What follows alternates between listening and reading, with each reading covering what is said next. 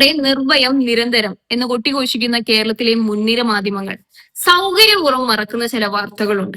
ഒന്ന്, പെൻഷൻ മുടങ്ങി. രണ്ട്, പെൻഷൻ കൊടുത്തു. എവിടെ കൊടുത്തത്? കേരള കോൺഗ്രസ് കമ്മിറ്റി ഓഫീസിന്റെ ഫ്രണ്ടില്.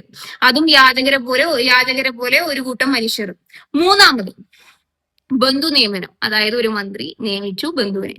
നാലാമത്, കോൺഗ്രസ് DCC കമ്മിറ്റിയിലേക്ക് ഒരു പുതിയ തെരഞ്ഞെടുപ്പ് ഉണ്ടായി. ആരെയാ തെരഞ്ഞെടുക്കപ്പെട്ടത്? കൊലക്കേസ് പ്രതി. അഞ്ചാമത്, വിലക്കയറ്റം. ആറാമത്, ഈ പറഞ്ഞ മുമ്പെങ്ങുമില്ലാത്ത രൂക്ഷമായ വെള്ളക്കെട്ട് പ്രശ്നം.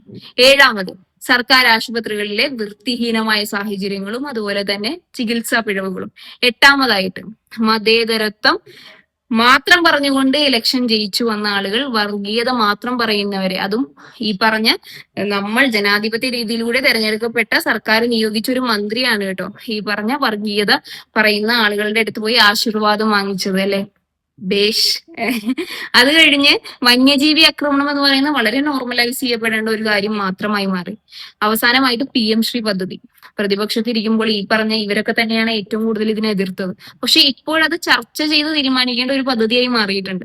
ഈ ട്രാൻസിഷൻ ഈ പറഞ്ഞ ഏതെങ്കിലും ഒരു മാധ്യമ പ്രവർത്തകരോ അല്ലെങ്കിൽ മാധ്യമങ്ങളോ നിങ്ങൾക്ക് റിപ്പോർട്ട് ചെയ്തു തന്നു? ഇല്ല. ഈ പറഞ്ഞ കാര്യങ്ങൾ ഒന്നും റിപ്പോർട്ട് ചെയ്യാൻ ഒരു മാധ്യമങ്ങളോ അല്ലെങ്കിൽ ചർച്ച ചെയ്യാൻ ഒരു മാധ്യമ പ്രവർത്തകരോ ഒരു എഡിറ്റേഴ്സ് മീറ്റിങ്ങോ നിങ്ങൾക്ക് കാണാനായിട്ട് സാധിക്കില്ല.